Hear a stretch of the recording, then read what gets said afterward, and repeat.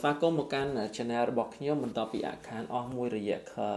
គូសំដែរបាទអញ្ចឹងនៅថ្ងៃនេះខ្ញុំចង់ចែកជូនជាដំណឹងមួយជាព័ត៌មានមួយសម្រាប់បងប្អូនដែលរស់នៅក្នុងរដ្ឋ Kentucky ណាបាទសម្រាប់ការប្រឡងយកប័ណ្ណបើកបរសហរដ្ឋអាមេរិកហើយពេលដែលយើងមកដល់ដំបងណាអញ្ចឹងកន្លងមកគឺខ្ញុំគ្រាន់តែដឹងថាបើសិនជាយើងចង់ប្រឡងយកប័ណ្ណបើកបរសហរដ្ឋអាមេរិកនេះតើតែយើងប្រឡងទ្រឹស្ដីឲ្យបានជាប់សិនហើយមានប័ណ្ណបើកបរអន្តរជាតិមកពីខ្មែរអមភ្ជាប់មកជាមួយនឹងប័ណ្ណបើកបរខ្មែរយើងណាមានអស់ទាំងនឹងទើបយើងប្រឡងទ្រឹស្ដីជាប់គឺយើងដូរយកទៅប័ណ្ណបើកបរសហរដ្ឋអាមេរិកតែម្ដងបាទក៏ប៉ុន្តែឥឡូវនេះមានគេទៅប្រឡងបានបើកបរហើយបាទយើងគ្រាន់តែប្រឡងទ្រឹស្ដីជាប់ណាបាទអញ្ចឹងឲ្យតែយើងមានប័ណ្ណបើកបរខ្មែរយើងតែមួយទេតែមួយមុខទេមិនបាច់មានប័ណ្ណបើកបរអន្តរជាតិទេឲ្យតែប្រឡងទ្រឹស្ដីជាប់មានប័ណ្ណបើកបរខ្មែរយើងហើយគឺយើងអាចបដូរយកទៅប័ណ្ណបើកបរសហរដ្ឋអាមេរិកបានតែម្ដងបាទដោយមិនបាច់ធ្វើការប្រឡងរ៉ូតតេស្តទេបាទនេះជាដំណឹងជាព័ត៌មានគឺជារឿងមួយដែលល្អមែនទែនសម្រាប់អ្នកដែលមកថ្មីថ្មោងហើយគាត់អត់មានភ្ជាប់មកជាមួយនៅប័ណ្ណបើកបរអន្តរជាតិមកតាមខ្លួនណាអញ្ចឹងបងប្អូនគ្រាន់តែត្រៀមប័ណ្ណបើកបរខ្មែរពីខ្មែរមកហ្នឹងបាទព្រោះវាមានជាភាសាអង់គ្លេសនៅខាងក្រោមនឹងហើយអញ្ចឹងយើងអាចបង្ហាញគេទៅគឺគេអាចដូរឲ្យតែម្ដងហើយបាទប៉ុន្តែកន្លែងខ្លះជនបទរៀងឆ្ងាយដែរណារៀងដាច់ស្រយាលអីដែរកន្លែងខ្លះគាត់អត់ដឹងទេណាពីព្រោះខ្ញុំធ្លាប់ទៅធ្វើខ្លួនឯងម្ដងគឺឲ្យប្រពន្ធម្ដងគឺ2ដងអញ្ចឹងប៉ះបុគ្គលិកមួយដែលគាត់អត់ធ្លាប់ជួបអញ្ចឹងគាត់មានន័យថាគាត់គ្រាន់តែធ្វើបានបើកបរទៅតាមលំដាប់លំដោយរបស់គាត់ធម្មតាប្រឡងទ្រឹស្ដីជាប់ណាត់ប្រឡងដៃចង្កូតអីអញ្ចឹងទៅហើយប្រឡងជាប់អស់ហ្នឹងទើបគេបើកបានបើកបរឲ្យគេផ្ដល់បានបើកបរឲ្យបាទប៉ុន្តែបុគ្គលិកខ្លះក៏អត់ដែរដឹងថាយើងជាបរទេសកាន់បើកបរបានអន្តរជាតិនឹងមកយើងប្រឡងទ្រឹស្ដីជាប់យើងដូរអូតូបុគ្គលិកខ្លះក៏អត់ដឹងទេក៏អត់ដែរជួបទេ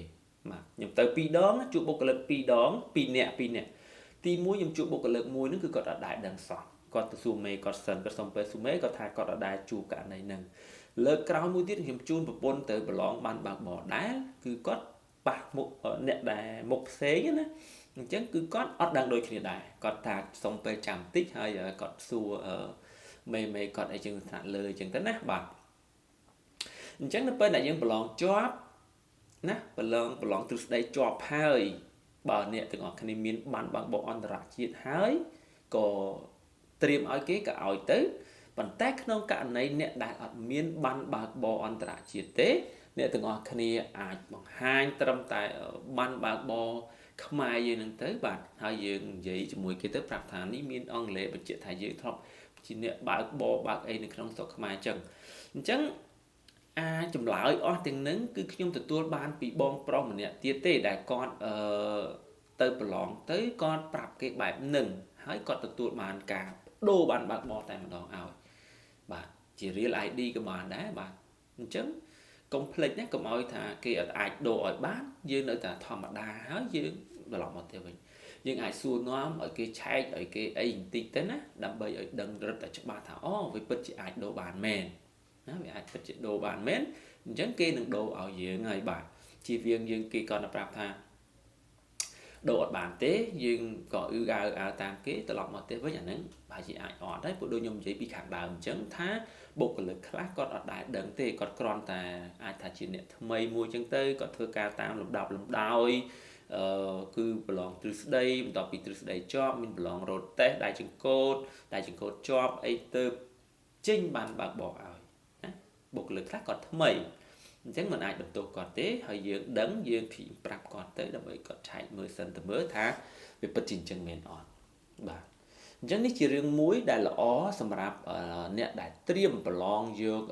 ប័ណ្ណបើកបរនៅសហរដ្ឋអាមេរិកនៅក្នុងរដ្ឋ Kentucky បាទសម្រាប់រដ្ឋផ្សេងសំទោសខ្ញុំអត់ដឹងទេបាទអត់ដឹងថា vì miên chẳng đài rì có ọt rì có dạng ná bóng ôn ai xa là bóng đại tới bà và tại Kentucky cứ bà bà đạp nhóm trời ca bạn bạc bò on tà chiết nướng bạn bạc bò khoai om cho mùi bồn nhóm của đôi khnia đó xa tại cả nước nhóm mặt đầm và tá nước bê đã cáo món tiết đại miên bóng ôn khai dương nơi tin đi đá cọt bà lon ban đo mình bạch miên là nó tự nhục hiệp thả oh wow good mình tên lo mình tên đại tụi bây giờ mình miên bạn bạc bò on tà chiết có dương ạch đồ bạn vì lo đạp nhẹ đài bạn miên bạn bò on tà chiết cho mình tăng luôn bản chất ở contract đi còn là chỉ cả trận lệ ở nhận nơi rọt Kentucky bạn đứng ra làm nhận để màu rọt Kentucky nữa ở còn đằng hay tìm bờ mà là bò thôi từ tạm những chốc hay ai cái xa ai sẽ tiết lại mưa video chặt chẽ nhóm bát thá kể tới ca vậy là bye bye.